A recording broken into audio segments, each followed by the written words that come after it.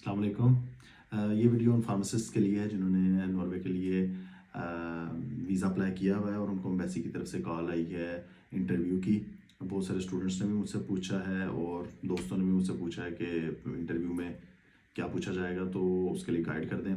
तो इस वीडियो में मैं अपना जो है एक्सपीरियंस शेयर करूँगा आप लोगों के साथ और अपने एक्सपीरियंस के मुताबिक आप लोगों को गाइड करने की कोशिश करूँगा। इतना टाइम नहीं था मेरे पास कि मैं वन वन सबको कॉल पे गाइड करता है, इसलिए मैं वीडियो बना रहा हूँ, शॉर्ट वीडियो। सबसे पहले जो है ये जो इंटरव्यूज़ अभी स्टार्ट हुए हैं, ये कोई नया इनिशिएटिव नहीं है उनका। 5 साल पहले जब मैंने वीज़ा अप्लाई किया था तो मैंने भी इंटरव्यू दिया था, मुझे भी इंटरव्यू की कॉल आई थी। वो इंटरव्यू स्काइप पे हुआ था लाहौर में, लेकिन अब जो है वो मेरा ख्याल है वो इस्लामाबाद बुला रहे हैं एम्बेसी में, वहाँ जाकर इंटरव्यू देना होगा। तो इसलिए परेशान होने वाली बात नहीं है। हम मुझसे पहले भी जो इंटरव्यू नहीं हो रहे थे, फिर मेरा इंटरव्यू और कुछ लोगों का इंटरव्यू और उसके बाद इंटरव्यू होना बंद हो गए। तो ये उनकी कोई रूटीन होगा, उनकी रूटीन होगी ऐसी कि उन्होंने कुछ लोगों का किया और उसके बाद बंद कर दिया और दोबारा से अब स्टार्ट कर रहे हैं। अच्छा, अब इसमें है कि वो क्वेश्चंस क्या पूछते हैं। सबसे जो इम्पोर्टेंट बात है, इम्पोर्टेंट है कि उसमें वो सबसे पहले वो ना आपसे फार्मेसी से रिलेटेड पूछते हैं, बहुत ही बेसिक चीज़ें। मेरे ख्याल से वहाँ पे जो बंदा आपका इंटरव्यू कर रहा होता है वो फार्मासिस्ट नहीं होता, वो उसका हमारी फील्ड से कोई ताल्लुक नहीं होता। वो जैसे मुझसे पूछा था कि एंटी एलर्जी क्या होती है और ऑइंटमेंट और क्रीम में क्या डिफरेंस होता है, इस तरह के छोटे छोटे बहुत ही बेसिक क्वेश्चन हमसे पूछे थे, जो मेरा ख्याल है जिसने 5 ईयर फार्मेसी कोर्स किया उसके लिए जवाब देना मुश्किल नहीं होते।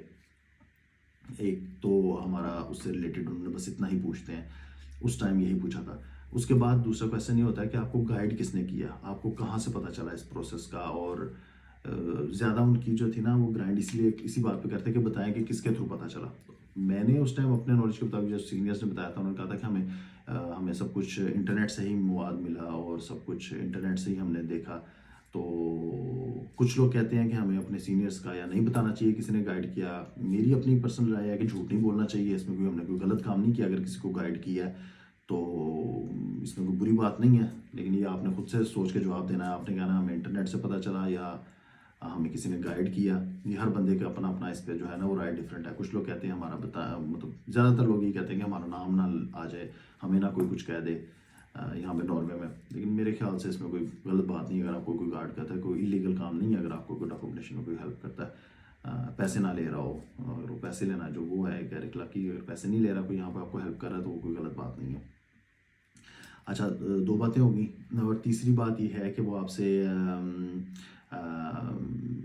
मुझसे तो इतना उन्होंने नहीं पूछा था, लेकिन मैं अपने आप को बताऊँ कि आपको अपने डॉक्यूमेंट्स का पता होना चाहिए, कि आपने डॉक्यूमेंट्स कौन कौन से सबमिट करवा रहे हैं और आपके डॉक्यूमेंट्स में क्या क्या लिखा हुआ है। अगर आपने एक्सपीरियंस लेटर ना जमा करवाया है और एक्सपीरियंस लेटर में आपकी जॉब रोल्स क्या थी, आपकी डेट्स क्या थी, आपका मैनेजर कौन था, वो आपको पता होना चाहिए। तो ये ना हो कि आपने एक जगह का एक्सपीरियंस लेटर क्या कि 2 साल मैंने काम किया, वहाँ जाके आपको ये ना पता हो कि आपकी डेट्स क्या थी, या वो कॉन्ट्रैडिक्ट कर रही हो जो आप बता रहे हैं, जो उनके पास पेज है वो।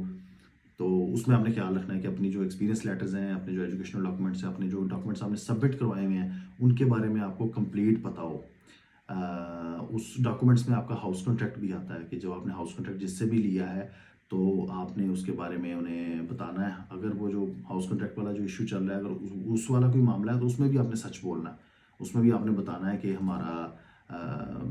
हमें नहीं पता होता हमारा वीज़ा कब लगना है, इसलिए हमने अपने किसी फ्रेंड से लिया है या जिस भी रेफरेंस से लिया है। वो भी उन्हें कन्विंस करना है कि मसला क्या था, अगर वो पूछें तो। अगर वो ना पूछें तो जितना वो सवाल पूछें उतना ही आप लोगों ने जवाब देना, उससे ज़्यादा आप लोगों ने बात नहीं बढ़ानी। हाउस कॉन्ट्रैक्ट के बाद या डॉक्यूमेंट के बाद जो है ना, आपको अपने प्रोसेस का पता होना चाहिए।